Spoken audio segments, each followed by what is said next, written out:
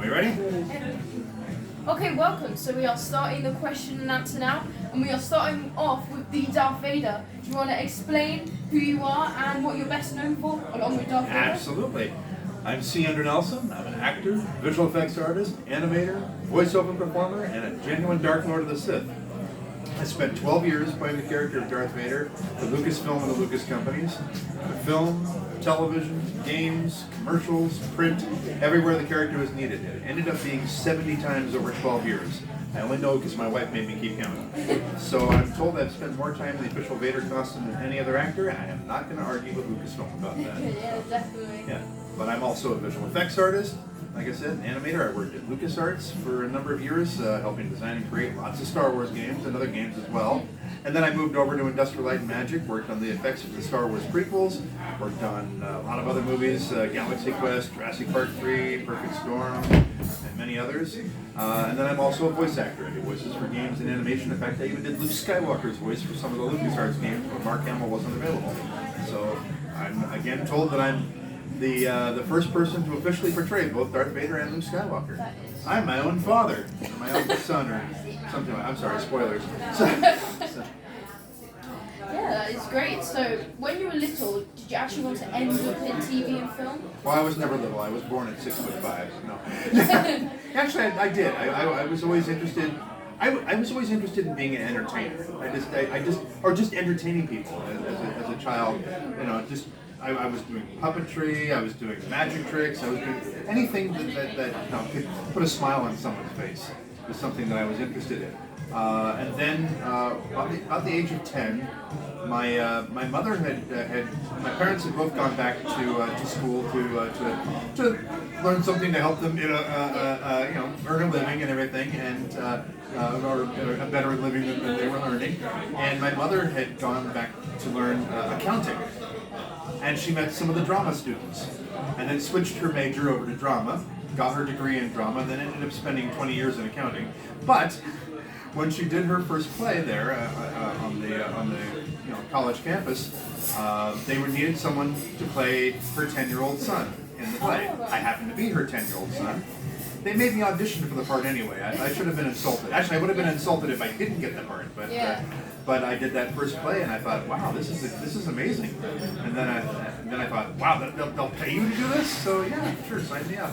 Yeah. So they're like basic questions I'm asking everyone. Okay. Now you're going to have one question that is personal to you. All right. As well. So before I actually just say the question, Darth Vader has been my favourite Star Wars character throughout the whole thing, so don't tell the others. Yeah.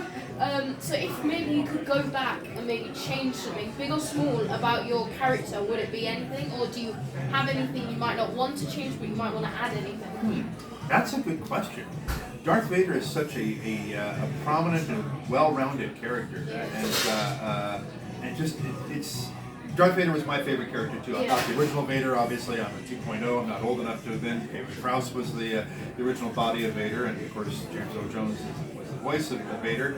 But I saw the original film when I was 15 years old when it first came out, and I was just blown away by it, but particularly by the character of Darth Vader. And then, of course, years later, ended up inheriting the role. I think what I might have changed is. I would have in Revenge of the Sith. There's one thing I would have changed. I don't think I would have shown the ending where you see Anakin actually becoming Vader.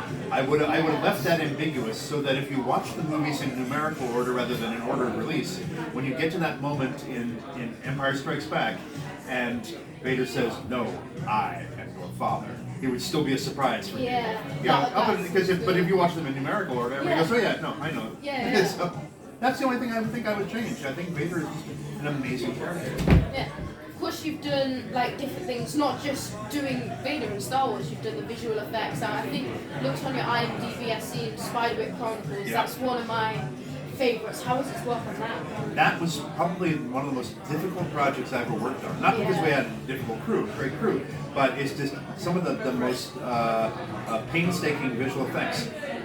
There was when they, of course, the Spiderwick Chronicles features these 3 young characters as sort of the main characters of this thing. when they were working on it, they did a rewrite of the script and they actually removed one of the characters from a whole sequence of the film. Oh wow. But it was shot with him in it.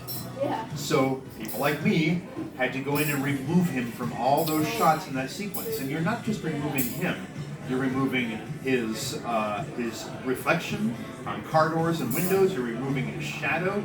And of course nobody holds the camera still anymore. Everything, the camera's dollying back or pushing in or moving side to side. So the perspective is changing every single frame. So it's not like going into Photoshop and saying, well, I'll just clone a little bit from over here and put it over there. It was crazy difficult stuff to do. But that's why they pay me the medium-sized dollars. Yeah, one more thing on the visual effects. I did also see Fantastic Four as well, one of the older ones. Yes. What's your opinion on the new one coming into the actual multiverse? I'm hopeful. Not. I don't know. We'll see. We'll see if it comes. Yeah. The Marvel films have been kind of hit or miss for me lately, and it was hard to top Endgame. Endgame was a great film, and I'm cautious. I hope it's good. I'm sure it'll have great visual effects. But the New Avengers was quite good. People were saying it was like the same level, and also Chris Evans came back as the Torch in Deadpool and Wolverine, which I think was a surprise. That was for very everyone. funny. Yes. Yeah. So final question: what is it like being part of the Snot Monkey team? Do you have any opinions for the event tomorrow? I think it's going to be a great event. I know it's going to be a great event. Everybody should come out to this event because it's going to be so much fun. When you do conventions, and I've done a lot of conventions.